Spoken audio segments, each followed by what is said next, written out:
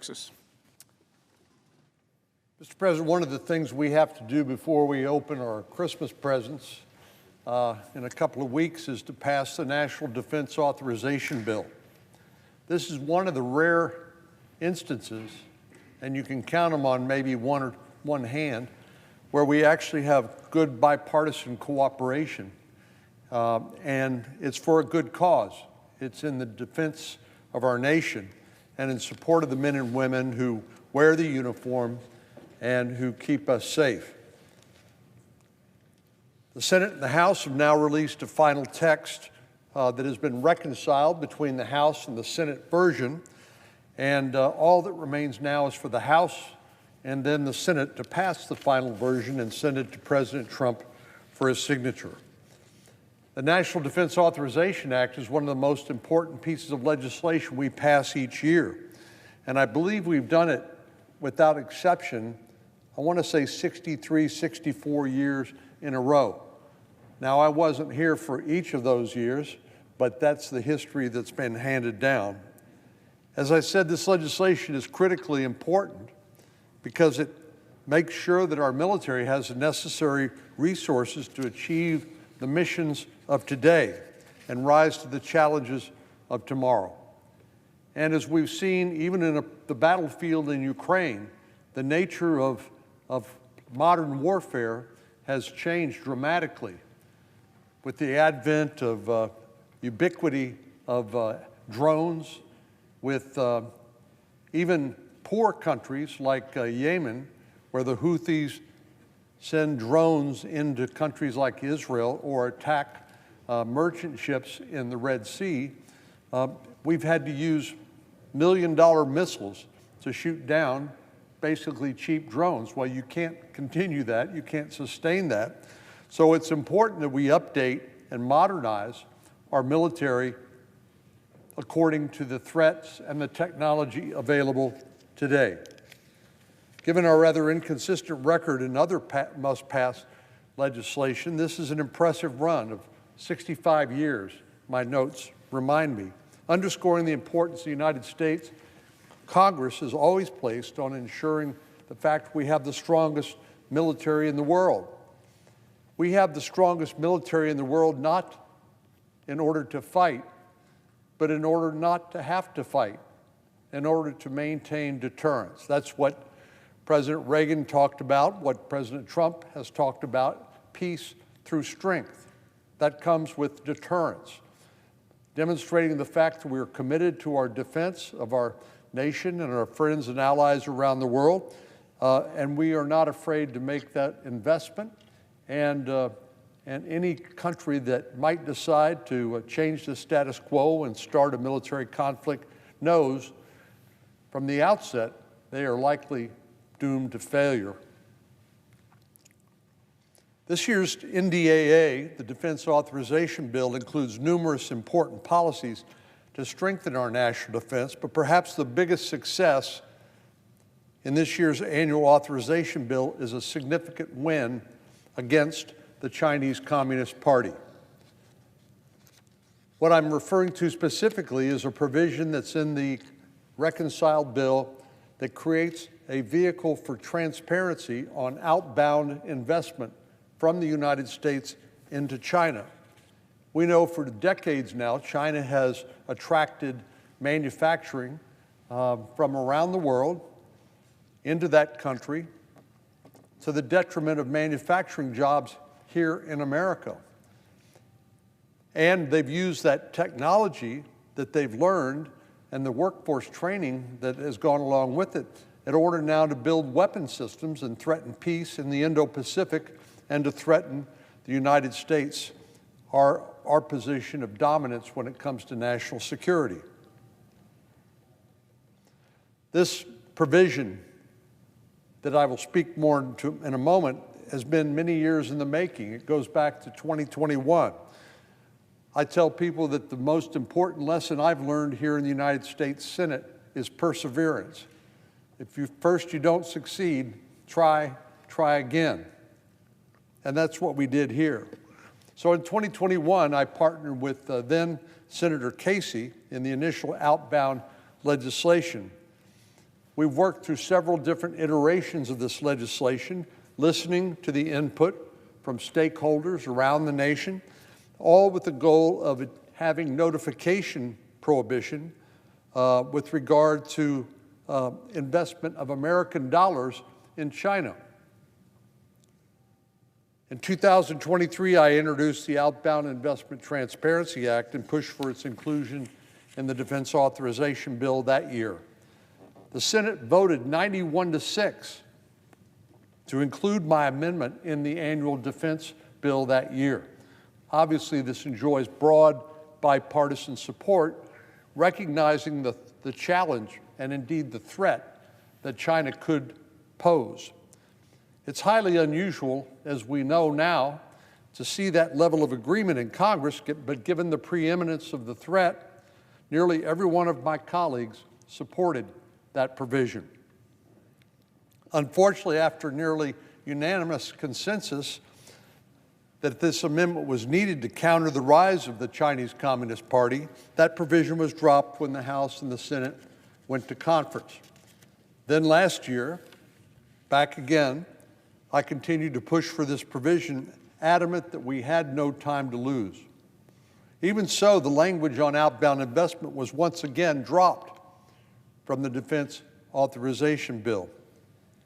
I want to credit Speaker Johnson, who has led a valiant effort in the House to include this provision in the end-of-year continuing resolution. But of course, when everybody tried to add their favorite policy writer to the continuing resolution at the end of last year, the bill collapsed under its own weight and all those outside provisions were stripped out.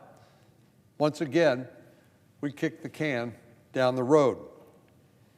Now, if we were simply talking about some relatively routine function like funding a bridge, this might have been something par for the course, but that's not what we're dealing with here. We are, I'm confident in saying, we are living in one of the most dangerous times since the Second World War. And China is our most significant adversary. President Xi has signaled that he intends to reincorporate Taiwan in 2027 into the Chinese nation. As we approach the end of 2025, this is just a little more than a year away. China has made no secret also of joining hands with Russia in conducting joint military exercises. And we see now, when it comes to Ukraine, where North Korea, Russia, and China, and even Iran are sort of the hit list of greatest military threats, are joined together in opposition to the United States and Europe in supporting the people in Ukraine. So they have now locked arms against us. Meanwhile, in the South China Sea, which is a very important international lane of commerce, China continues to aggressively expand its control by conducting military drills, creating islands out of shoals and other pieces of territory. They've deployed surveillance tools and inflamed tensions with their neighboring countries like Vietnam and Philippines in an attempt to intimidate them. So let's not forget they're the powerhouse behind the drug crisis we are facing at home as well. And I'm talking about the fentanyl crisis. It's well established that fentanyl has been the leading cause of death in America of young people between the age of 18 and 45. It's perhaps less well understood or known that these drugs are smuggled across our southern border by Mexican drug cartels, but they are manufactured from chemicals imported from China to Mexico, so-called precursor chemicals. But one thing is abundantly clear from all of this: China is not a threat we can ignore. Failure to address this provision on outbound investment is not just to ignore the threat of China, but to actively help them build up their own defense arsenal and threaten peace in the Indo-Pacific. At this very moment, U.S. companies are investing money in China, bankrolling China's capabilities in semiconductors, quantum computing, hypersonic systems, and artificial intelligence. We are in a competition with China in each of those areas. And why in the world would we blindly allow American investors to invest in our opponent and help them defeat us in the race on each of these areas of technology? It's estimated that U.S. investments in Chinese companies currently total about $2.3 trillion in market value. That was by the end of 2020, including $21 billion in semiconductors, $54 billion in military companies, and 221 billion in artificial intelligence. Part of the problem is China doesn't recognize a separation between commercial enterprises and their military. They have a law that forces their commercial enterprises to share information with the military called military-civil fusion. So there is no way to just say, well, we're just investing in Chinese businesses. We're not investing in the military. It's impossible for that to be true given the Chinese law enforcing civil-military fusion. So when you invest in China to help them build their capacity in any one of these areas, you are helping the Chinese military that one day may be an adversary, an open adversary of the United States and our friends and allies. How can we expect the United States to dominate in the artificial intelligence frontier if our companies are investing in the rise of our biggest competitor? We've heard in the Foreign Relations Committee, in a subcommittee that Chairman Ricketts chaired recently, that this is the #1 race between China and the United States. It's who's going to perfect the use of artificial intelligence and to use it not only for commercial purposes, but to defend the nation or to use it for aggressive offensive purposes. And so, wouldn't we want to know if American companies are investing in the very technology that China will try to use to defeat us? Again, China is more than just a commercial competitor. Every dollar that the United States invests in a Chinese company is a dollar that's going toward the potential production of weapons that may one day be used to kill American soldiers. Let me say that once more. Every dollar invested in China by a United States investor into a Chinese company is a dollar that's going toward the potential production of weapons and technology that one day may be used to kill Americans. It's mind-boggling to me that anyone in the U.S. government would not see the urgency of this policy of outbound investment transparency. Once we have a good picture of exactly what's going on, we as policymakers can decide what, if any, other policies we need to enact to protect our country. But if we don't know, because there is no requirement to notify the government about what those investments look like and what the nature of those investments are, we are completely blind, I would say willfully blind, to that growing threat.